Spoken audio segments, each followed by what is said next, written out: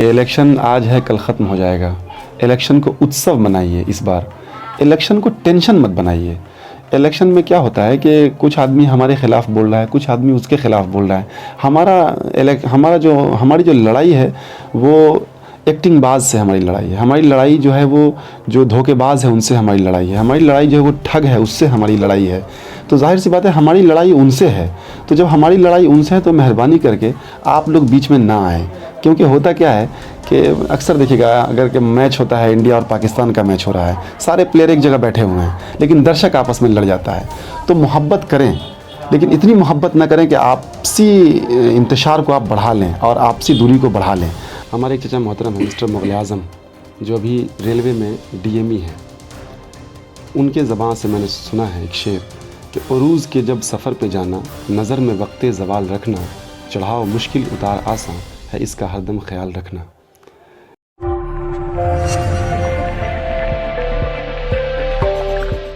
नमस्कार दोस्तों, आप देखना शुरू कर चुके हैं द लाइव इंडिया और मैं हूं मोहम्मद मुर्तज़ा।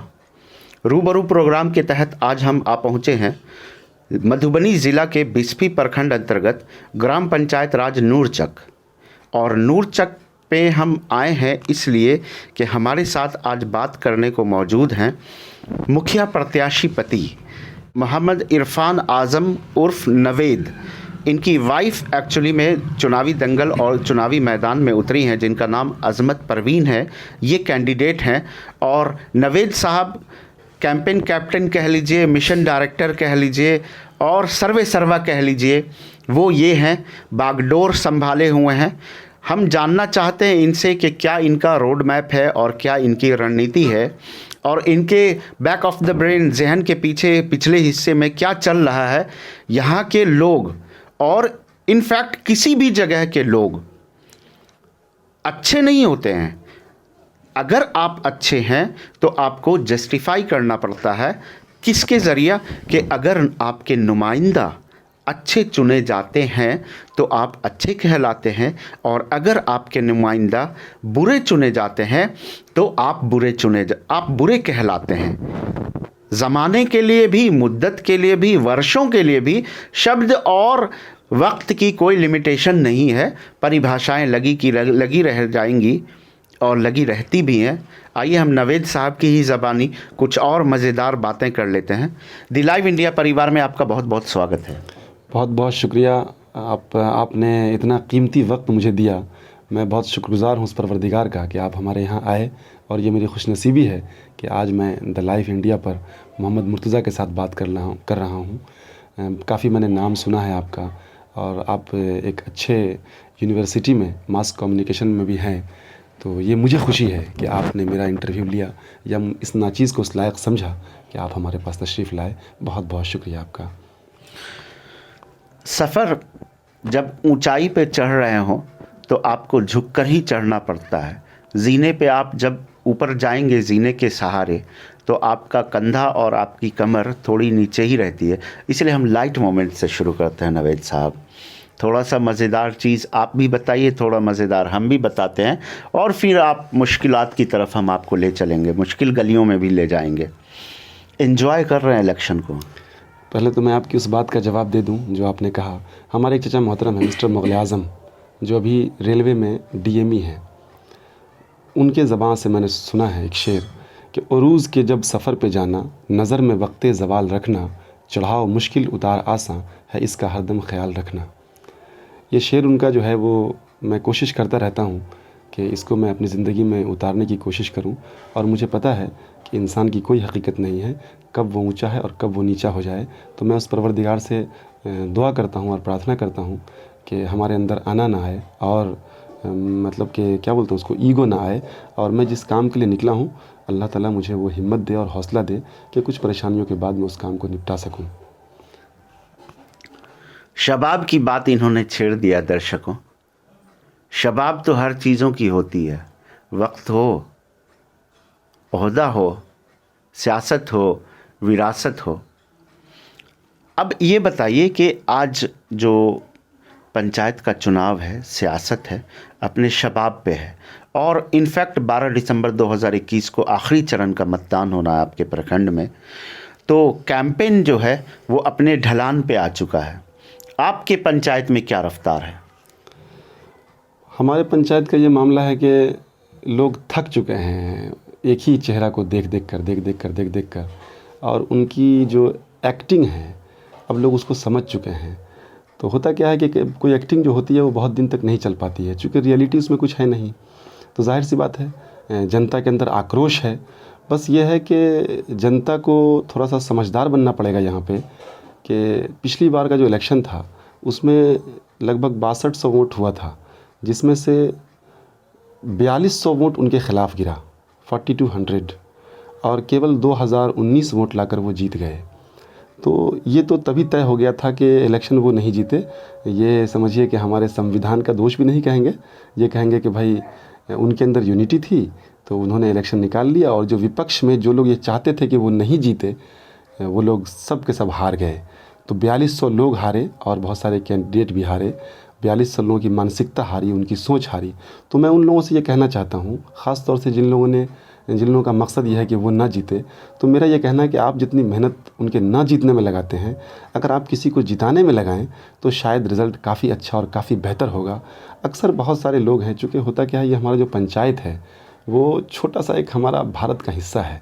इसमें हर जाति हर धर्म के लोग हैं और यहाँ हर तरह की पॉलिटिक्स होती है। मोटा मोटी मैं कभी कभी देखता हूँ कि अगर छोटे स्तर पर मैं पूरे भारत को देखूँ और एक बार नूरचक को देख लूँ तो शायद मुझे सारी तस्वीर समझ में आ जाती है कि किस किस तरह की कैंपेनिंग यहाँ हो सकती है।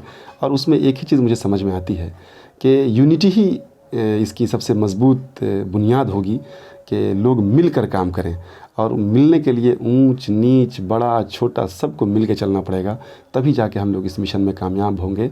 और हमने अपने पोस्टर्स वगैरह में आप देखे होंगे, मैंने उसमें लक्ष्य सेट किया है, लक्ष्य 2021। तो मतलब ये है कि हम एक लक्ष्य को लेके चल रहे हैं, बस जनता का समर्थन चाहिए। हम जनता से ये कहना चाहते हैं कि आप एक बार मुझे जिताने के लिए मेहनत करें, किसी को हराने के लिए मेहनत ना करें। क्योंकि होता क्या है कि जब हम निगेटिविटी में जाते हैं तो हम बहुत सारी चीज़ें वो नहीं कर पाते हैं और किसी की सुन के हम कुछ भी कर लेते हैं।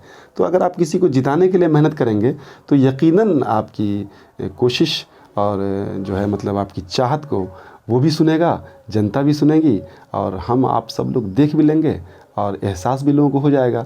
और मैं तो जिस तरह देख रहा हूँ और जिस तरह का सिचुएशन को मैं समझ रहा हूँ, जो मुझे दिख रहा है, हो सकता है कि मैं गलत भी हूँ, लेकिन कहीं ऐसा ना हो कि पूरे बिहार में सबसे ज़्यादा वोटों से हारने वाला यही एक्टिंग करने वाला लोग हो, यानी सबसे ज़्यादा वोट से हारने वाला कहीं यही मुखिया ना हो।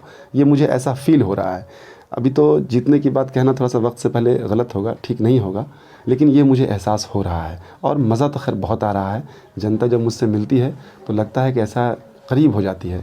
और मेरी यही कोशिश होगी कि आने वाले वक्त में जिस तरह जनता से आज मैं मिलता हूँ और वो हमारे दिल के करीब हो जाते हैं, तो मैं कोशिश करूँगा कि अल्लाह ताला हमारे अंदर ही वो सलाहियत दे कि मैं उनकी जज्बात को और उनकी कदर करते हुए, उनके जज्बात की कदर करते हुए वही मोहब्बत मैं दे सकूँ। बस यही हमारी प्रार्थना है उस परवरदिगार से कि परवरदिगार हमें उस ओहदे पर ले जाने के बाद हमें उस लायक रखे कि मैं लोगों से जुड़ा रहूँ। अब तो जाहिर सी बात है, कभी कभी क्या होता है कि जब आप खाली रहते हैं और खाली चलते हैं तो किसी से 1 घंटा बात कर लेते हैं, किसी से 2 घंटा बात कर लेते हैं, लेकिन जब आपके सर पे 20 केजी का सामान रखा हुआ हो तब थोड़ी मुश्किल हो जाती है बात करनी। तो अभी थोड़ा सा मेरे कुछ जनता या कुछ मेरे चाहने वालों की क्या बोलें उसको शिकायत भी है कि नवैद जो है अभी से ही फ़ोन नहीं उठा रहा है। ये उनकी शिकायत अपनी जगह जायज़ है, लेकिन मेरे साथ कुछ मजबूरियाँ हैं, परेशानी है कि इतने लोग हमसे मिलना चाहते हैं कि मेरी मजबूरी है कि मैं उनसे नहीं मिल पाता हूँ। मैं अल्लाह से दुआ करता हूँ कि हमें इस रास्ते से भी अल्लाह हमकिनार करे और मैं उन लोगों की चाहत को पूरा कर सकूँ। सबकी चाहत तो नहीं पूरा कर सकता हूँ, लेकिन कोशिश मेरी ज़रूर होगी कि उनके फ़ोन आने के बाद ही उनके काम को मैं हैंडल कर लूँ। बस आपसे भी यही रिक्वेस्ट करूँगा कि जब आप जनता में जाएँ और जनता से अगर कुछ मिले कि अरे भाई नवैद भाई तो अभी से फ़ोन नहीं उठाते हैं या कुछ इस तरह की शिकायत आए, तो उनसे आप कहें कि नहीं भाई वो प्रॉब्लम नहीं है। प्रॉब्लम ये है कि उनके पास वक्त की थोड़ी कमी हो गई है। बहुत ज़्यादा लोग मिलने वाले हैं, बात करने वाले हैं, हर वक्त कोई ना कोई बैठा रहता है, हर वक्त कोई ना कोई मिलना चाहता है, तो थोड़ी परेशानी है। इतना ज़्यादा डिफेंसिव होने की ज़रूरत नहीं है। हमको आप एक सवाल का जवाब दे दीजिए कि आज जो ये फ़ीवर ऑन है, इलेक्शन फ़ीवर ऑन है, तो मुलाकात, मुसाफ़ा थोड़ी गहराई से, थोड़ी मिठास के साथ और बड़े अदब के साथ बेअदब लोग भी और बाअदब लोग भी सलाम प्रणाम करते हैं। तो क्या ये सिलसिला 12 या 15 दिसंबर 2021 के बाद भी जारी रहेगा? इंशाल्लाह जारी रहेगा ये, क्योंकि जाहिर सी बात है, अगर मैं प्रधान बनता हूँ तो जिन लोगों ने मुझे वोट दिया नहीं दिया ये उनका प्रॉब्लम है, मैं तो सबका प्रधान रहूँगा।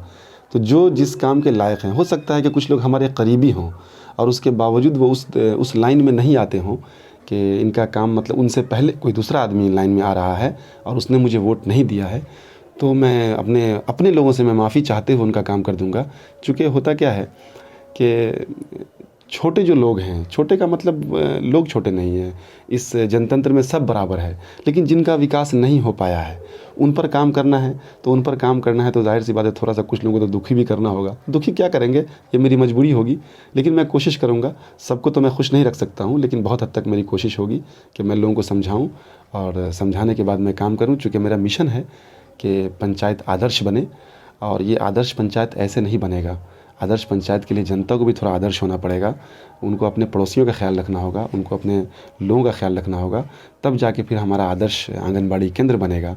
जब हमारे सारे कम्युनिटी के बच्चे एक जगह पढ़ेंगे, एक जगह खाएंगे, उसके बाद फिर हमारा स्कूल है वो भी हमारा आदर्श तब होगा जब सारे कम्युनिटी के लोग यूनिटी के साथ बैठेंगे और खाएंगे और पिएंगे, खेलेंगे, कूदेंगे, तब जाके धीरे धीरे करके जो है ना लोगों में समझ बढ़ेगी, लोगों को समझ आएगा कि नहीं, इंसान सब बराबर होता है। हमारा संविधान ये कहता है कि चाहे कोई आदमी बहुत दिमाग का तेज़ हो, उसके भी वोट की वही वैल्यू है जो वैल्यू एक कम दिमाग वाले लोगों की है।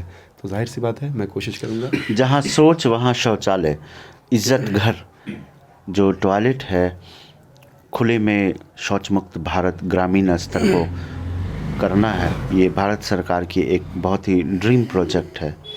आपके पंचायत की क्या तस्वीर है? फिर हम अगले सवाल की ओर आपको ले चलेंगे। देखिए, अगर ये हमारे पंचायत की तस्वीर है तो उसके लिए तो चूँकि आप जर्नलिस्ट हैं तो आप मेरे पंचायत को एक बार घूम लीजिए।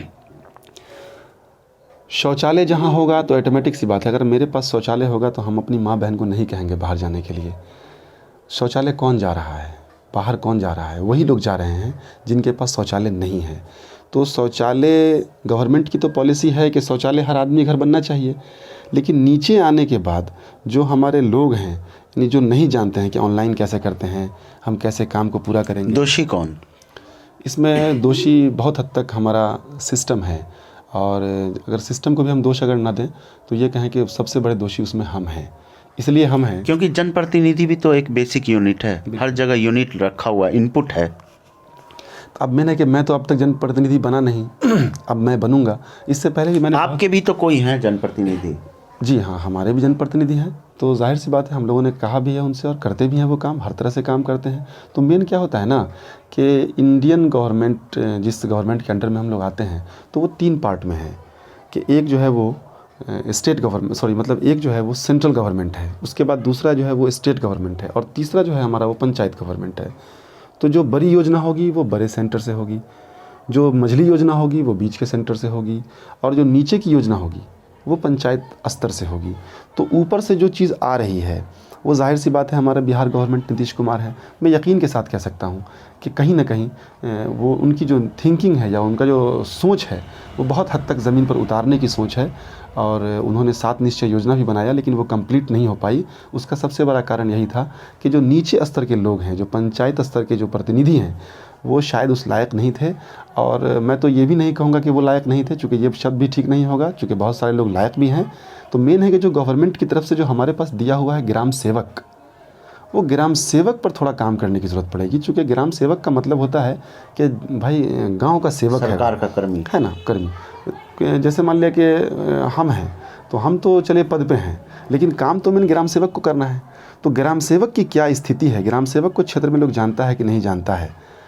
तो मैं अभी देखता हूँ कि अगर आप जाएं जनता से पूछें कि भाई आप अपने ग्राम सेवक का नाम बताइए, मुझे लगता है कि अगर 100 जनता से पूछेंगे तो वही इक्का दुक्का लोग बताएगा, जो मतलब कि ब्लॉक। ये तो वही बात हो गई कि प्रधानमंत्री का नाम जानते हैं तो जी सर जानते हैं, उपराष्ट्रपति का नाम, गवर्नर का नाम नहीं जानते हैं। जी जी। तो मेन के ग्राम सेवक हमारा मेन है, तो ग्राम सेवक को मैदान में लाने की ज़रूरत है। और हमारा ये मिशन है कि हम वार्ड वाइज जनता दरबार लगवाएंगे और वहाँ पर तमाम लोगों को रूबरू कराएंगे जनता से कि ये आपका ग्राम सेवक है। अगर आपको कोई मामला है तो ग्राम सेवक से बात कीजिए। ये आपका रोज़गार सेवक है, अगर आपको रोज़गार चाहिए तो रोज़गार सेवक से बात कीजिए।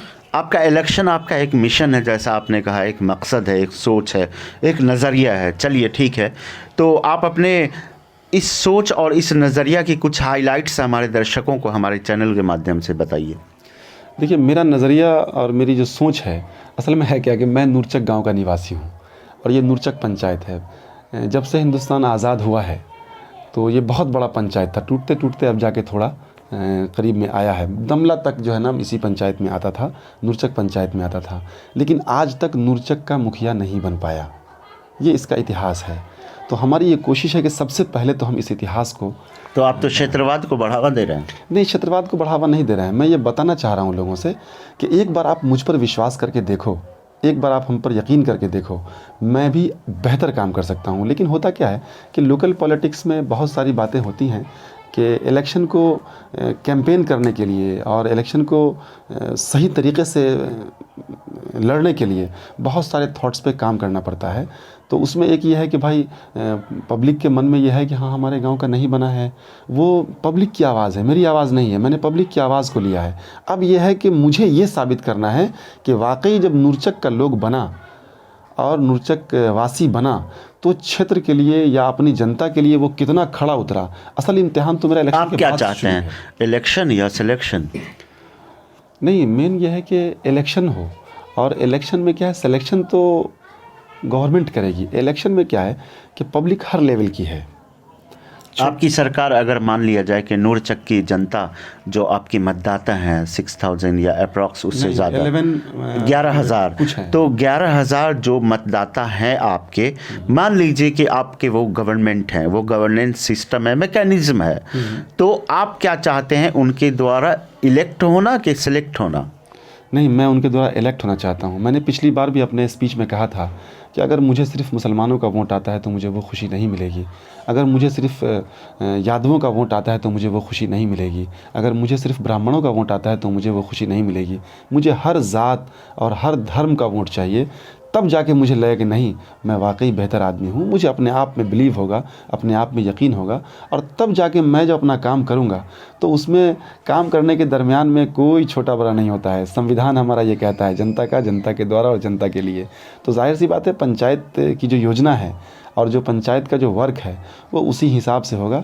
और ये आपका होम पंचायत है? जी हाँ, ये हमारा आबाई वतन है, आबाई वतन भी है, महबूबा है, बिल्कुल कोई शक नहीं है। अगर आपकी ताजपोशी होती है और आपके लोग आपके कदम ब कदम और शाना बशाना खड़े उतरते हैं, 11 दिसंबर को मतदान करते हैं आपके पक्ष में और 15 दिसंबर को आपका परिणाम और प्रमाण पत्र आपके हाथ में होता है, तो आप क्या तोहफ़ा देंगे अपनी महबूबा को, इस पंचायत नूरचक को? मैं तो बस यही कहूँगा उनसे कि इलेक्शन आज है, कल ख़त्म हो जाएगा। इलेक्शन को उत्सव बनाइए इस बार, इलेक्शन को टेंशन मत बनाइए। इलेक्शन में क्या होता है कि कुछ आदमी हमारे ख़िलाफ़ बोल रहा है, कुछ आदमी उसके ख़िलाफ़ बोल रहा है। हमारी जो लड़ाई है वो एक्टिंग बाज से हमारी लड़ाई है। हमारी लड़ाई जो है वो जो धोखेबाज है उनसे हमारी लड़ाई है। हमारी लड़ाई जो है वो ठग है, उससे हमारी लड़ाई है। तो जाहिर सी बात है, हमारी लड़ाई उनसे है। तो जब हमारी लड़ाई उनसे है तो मेहरबानी करके आप लोग बीच में ना आए, क्योंकि होता क्या है कि अक्सर देखिएगा, अगर के मैच होता है, इंडिया और पाकिस्तान का मैच हो रहा है, सारे प्लेयर एक जगह बैठे हुए हैं, लेकिन दर्शक आपस में लड़ जाता है। तो मोहब्बत करें, लेकिन इतनी मोहब्बत ना करें कि आपसी इंतशार को आप बढ़ा लें और आपसी दूरी को बढ़ा लें। हाँ, थोड़ी बहुत कमियां होती हैं, सब लोगों के अंदर में होती हैं, तो जाहिर सी बात है कमी है, हर इंसान के अंदर कमी होती है। लेकिन जब मैं इलेक्शन जीत जाऊंगा तो मैं कोशिश करूंगा कि तमाम लोगों को मैं एक गुच्छे में लेके आऊँ, जोड़ूँ। अब थोड़े बहुत उसमें छूटेंगे तो मैं क्या करूँगा, लेकिन मैं कोशिश करूँगा कि कम से कम 51% लोग तो हमारे गुच्छे में रहें। माला पिरोइएगा, एक माला अगर गिर गया तो माला बिखर जाएगा, संभाल के ज़रा। जी, मैं कोशिश करूंगा और मैंने कोशिश भी किया है, और खुशकिस्मती है हमारी कि छाप भी हमको माला ही मिला है।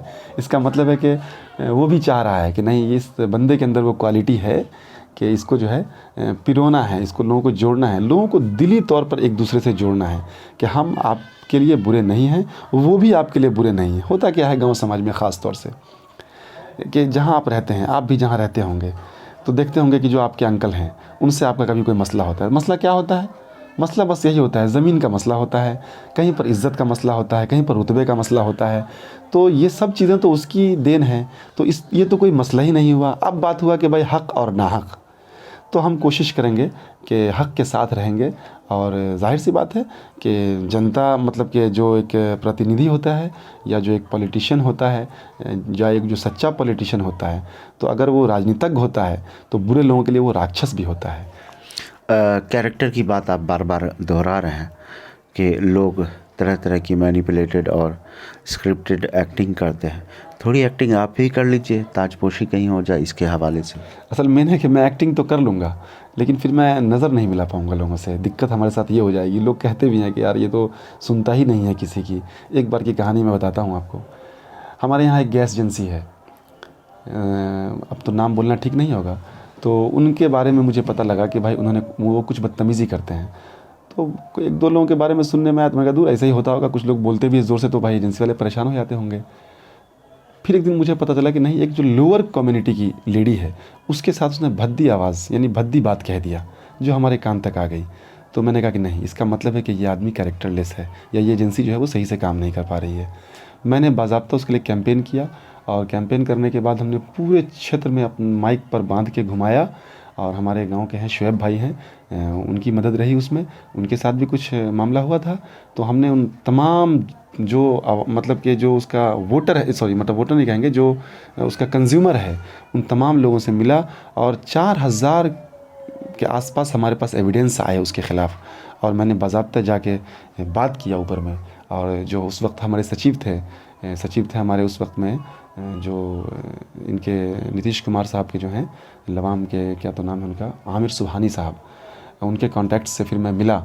और मिलने के बाद जो है जो उसके विजिलेंस डिपार्टमेंट के लोग थे और जो HP हिंदुस्तान पेट्रोलियम के जो डिपार्टमेंट के लोग थे उनसे मैं मिला। हिंदुस्तान पेट्रोलियम की मैंने पूरी किताब को डाउनलोड किया, मैंने उसके सिस्टम को पढ़ा और समझा, और समझने के बाद मैं जाके वहाँ मिला।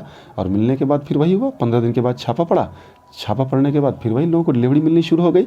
अभी भी कुछ कमी है, लेकिन घर तक पहुंच रहा है। उम्मीद है कि जब मैं आऊँगा तो यकीनन हमारी माँ बहनों को घर में गैस मिलेगा और उसी रेट पर मिलेगा। ये मेरी कोशिश होगी और इस पर मैं काम करूँगा, ये मेरी कोशिश होगी।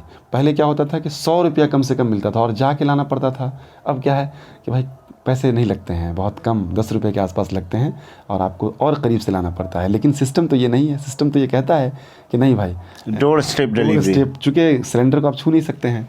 लेकिन क्या है कि शुरुआती टाइम पे अगर मान लिया कहीं पर 100% अगर बेईमानी चल रही है तो एक साथ 100% बेईमानी को ख़त्म नहीं किया जा सकता है। पहले उसको थोड़ा कम किया जाएगा, फिर उसके बाद थोड़ा कम होगा, फिर थोड़ा कम होगा, तब जाके ख़त्म होता है। एक बैग कोई चीज़ ख़त्म नहीं होती है। और एक बात तो मैं कह देता हूँ आपको कि जहाँ की जनता ईमानदार होगी यकीनन वहाँ का नेता ईमानदार होगा, और जहाँ का नेता ईमानदार होगा सिस्टम को ईमानदार होना पड़ेगा। पॉलिटिकल चोरी या पॉलिटिकल करप्शन को आप बीमारी या आफत क्या समझते हैं? पॉलिटिकल चोरी और पॉलिटिकल करप्शन के बाद जो आपने कहा, तो बहुत हद तक अभी जो ख़ास तौर से अभी देखिए मुखिया का इलेक्शन हो रहा है, 40,000 के आसपास जो है वो खर्च करना है, जो गवर्नमेंट का रूल है उसके एतबार से। लेकिन आप देखिए, गौर कीजिए कि हमको लगता है कि जो लोग हैं जिनके पास पैसा है तो एक ठो पोस्टरें मारने में हो जो 1-1 लाख रुपए आसपास खर्च कर दिया है, और गवर्नमेंट की इस पर नज़र नहीं है। तो ये बहुत अफसोस की बात है। मैं तो ये कहना चाहूँगा कि जो हमारे अधीक्षक हैं, पुलिस अधीक्षक हैं, SP हैं, उन्हें बाज़ाब्ता स्पेशली इस पर ध्यान देना चाहिए। क्योंकि अगर ऐसा होगा, अब होता क्या है पब्लिक में, क्या अरे उनका पोस्टर बड़ा है आपका पोस्टर छोटा है। अरे भाई, हमको जो गवर्नमेंट की पॉलिसी है उसके तहत हमको 40,000 ही खर्च करने हैं। अगर हम उससे ज़्यादा खर्च कर देंगे तो इसका मतलब है कि हम उस पॉलिसी पे काम नहीं कर पाएंगे। तो बड़े मकान में रहने वाले लोगों का अक्सर व बेशतर सोच जो है वो छोटा ही होता है ना? नहीं, वो तो असल में क्या है कि हम लोगों के इस्लाम में एक बात है कि इंसान जो है वो अपने ओहदे से बड़ा नहीं होता है, इंसान अपने अखलाक से बड़ा होता है।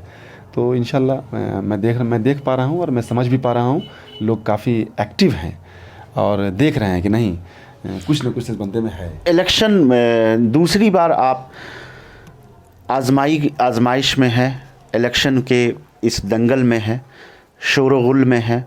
काफ़ी दिनों से आप काफ़ी एक्टिव भी रहे हैं, सतह से जुड़े हुए हैं, लोगों की सांसें और लोगों की नब्ज़ को आप परख चुके हैं। तो हम ये चाहते हैं कि ये जो इलेक्शन है, इलेक्शन की दिशा और दशा परिणाम को टच करता है या नहीं टच करता है, ये हम आपकी टिप्पणी चाहते हैं। नहीं, जो मेरा लक्ष्य है हमें तो यकीन है कि ये टच कर रहा है, क्योंकि पूरी तरह से जैसे अभी क्या हुआ कि हमारा जो प्रतिद्वंदी है वो अक्सर वार्ड मेंबर में भी खड़ा होता था कि मुखिया भी हम खुद रखें और उप मुखिया भी हम खुद रखें। अच्छा, कमाल की बात तो ये है कि हम जैसे लोगों ने भी शुरुआती दौर में वोट दिए हैं उनको जी। तो मेन क्या होता है ना कि किसी चीज़ को समझने के लिए जब तक आप उसमें डूबते नहीं हैं समझ नहीं पाते हैं। तो एक बार हमारे यहाँ इलेक्शन अभी मतलब आप दूसरा सफ़र है आपका, सियासी सफ़र आपकी करियर या आपकी ज़िंदगी का, तो आपको लगता है कि आप सियासत में डूब चुके हैं? यकीनन सियासत में तो हम डूब चुके हैं और मज़ा भी आ रहा है और ख़ूब इंजॉय भी हो रहा है, इंटरटेन भी हो रहा है। बस थोड़ा सा एक डर लगा रहता है कि होता क्या है कि जब किसी को काफ़ी लंबा नुकसान दे रहे हैं, कोई आदमी बहुत माल कमा रहा है और उसको डायरेक्ट कोई आदमी आके नुकसान कर रहा है, तो कहीं ना कहीं लगता है कि जान पे कोई ख़तरा है, कहीं कोई मेरे साथ कुछ हादसा ना हो जाए। कल के डेट में फिर एक हुआ है मामला, हमारे पतौना ओपी के ही सोहास पंचायत में गोली चली है। तो इस तरह का मामला मुझे भी डाउट कभी कभी होता है कि कहीं ऐसा ना हो कि मेरे ऊपर गोली चल जाए। तो मैं तो कहना चाहूँगा कि आपके माध्यम से कम ये आवाज़ मेरी जो हमारे आला कमान है वहाँ तक पहुँचे कि वो हम पे भी गौर रखें कि कहीं मैं कोई गलत काम तो नहीं कर रहा हूँ। लेकिन अगर वाकई मुझे डर अगर है, और कल तक मैं अकेला घूमता था, लेकिन मैंने एक दो जगह देखा कि कुछ लोग खामखा हमसे भिड़ना चाहते हैं, जबकि कोई हमारा उसमें ये नहीं, तो मैं पावर पे भी नहीं हूँ। तो मुझे लगता है कि सामने वाला आदमी खुद तो नहीं भिड़ रहा है, लेकिन कोशिश कर रहा है कि इसके साथ बदतमीज़ी हो। तो मैं चाहूँगा हमारे थाने अध्यक्ष भी हैं वो भी नज़र रखें, और हमारे जो ब्लॉक ऑफिसर हैं वो भी नज़र रखें, और हमारा जो नूरचक पंचायत है वो काफ़ी हाईलाइटेड हो चुका है। और जिस तरह की समस्या चल रही है, अभी देखिए ना कितनी बड़ी समस्या है। समस्या ये है कि अब पोस्टर टांगना है, मान लिया तो पोस्टर टांगना है, तो पोस्टर टांगने का नियम है कि आप सामने वाले से अनुमति लें, अनुमति लेने के बाद आप उस पर पोस्टर टांगें। अब क्या हो रहा है कि अब जो आदमी है, जनता है दबी हुई है, अब आप गए तो बोला कि हाँ तू टांग ला, उ गया तो हाँ तू टांग ला, ओको कहा कि ओका ऊ टांगे हाँ, ओका कहा ऊ टांगे हाँ। अब इस चक्कर में क्या पोस्टरबाजी चल रही है। तो फिर देखिएगा माइक है, माइक में लिखा हुआ है 40 यूनिट है, मतलब आपको इतना ज़्यादा से आवाज़ से ज़्यादा नहीं बजाना है। लेकिन आप गौर करके देखेंगे जब मार्केट में घूमेंगे तो काफ़ी साउंड जो है तेज़ साउंड में बज रहा है, तो ये कहीं ना कहीं तकलीफ़देह हो रहा है। तो इस पर जो हमारे थाना प्रभारी हैं उनको भी ध्यान देना चाहिए और कोशिश करना चाहिए कि जनप्रतिनिधियों से मिलकर वो बात करें। मैं ये नहीं कहूँगा कि उनको उठा के से डाल दें, उनसे बात करें और उनको रूल फॉलो कराएं।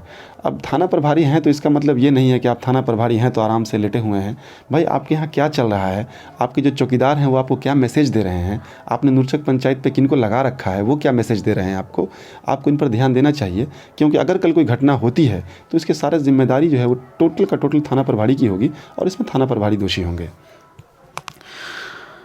बहुत सारी बातचीत हो गई आपसे, बहुत सारे मोड़ पे आप ले भी गए हमको, बहुत सारी सियासत की गलियारे भी घुमाए। आखिरी में आप हमारे चैनल के माध्यम से अपने मतदाताओं को क्या मैसेज शेयर करना चाहते हैं, क्या ऐसा बांटना चाहते हैं जो दूसरा कोई नहीं बांट सकता? मैं अपने क्षेत्र के मतदाता को यही कहना चाहूँगा कि देखिए, इलेक्शन आज है, कल ख़त्म हो जाएगा। 6 पद का इलेक्शन है। आप खुद सेलेक्ट करें कि मुखिया हमें किसको चुनना है, सरपंच हमारा कैसा होना चाहिए, ये आपको खुद सेलेक्ट करना है। इसमें अब मालूम चला कि भाई आपसी इंतशार हो जाए कि फ़लाँ आदमी मुखिया को 2 ही लगा, वो को 9 दी है। इस तरह से आपसी इंतशार बनता है, बढ़ता है, और जिससे क्या होता है इलेक्शन के बाद भी कुछ नुकसानात हो जाते हैं। तो मैं यही कहूँगा जनता से कि प्लीज़ साइलेंट रहें, आप ज़्यादा परेशान ना हों। और जो मेरे समर्थक हैं मैं उनसे भी कहना चाहूँगा कि आप भी ज़्यादा उतावले ना हों, क्योंकि मेन जो मिशन है वो हमारा असल में इलेक्शन का दिन है, हमको शांतिपूर्वक वोट करना है। किसी भी तरह की कोई परेशानी अगर होती है तो ये हमारे दिल को चोट पहुंचेगी, क्योंकि मैं परेशान करने नहीं आया हूं, मैं परेशानियों से निकालने आया हूं। यही हमारा मकसद है। मैं अपने तमाम जब मेरे लड़के जाते हैं तो मैं उनसे कहता हूं कि आपको रोड को साइड देके चलना है, आपको शांतिपूर्वक चलना है, कहीं पर कोई हल्ला नहीं करना है। लेकिन कभी कभार क्या होता है कि अब सामने वाला टीम है जानबूझ के हल्ला कर दिया। अब जो सामने वाला टीम है जानबूझ के हल्ला कर दिया तो हर आदमी तो मेरी तरह समझदार नहीं है, अब बस उसका रिएक्शन हो जाता है। वो कभी कभार जो है वो हल्ला उल्टा भी हो जाता है और उसमें मेरी परेशानी काफ़ी बढ़ जाती है।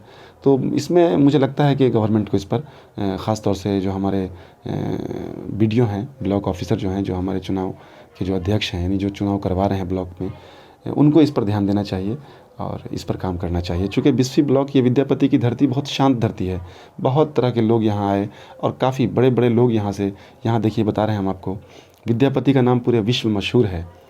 वो 2 ही बातों से मशहूर हैं, एक प्रेम जो उन्होंने शंकर भगवान के प्रति अपने मन में बिठाया, इतना प्रेम उन्होंने दिया कि शंकर भगवान उनके दास हो गए।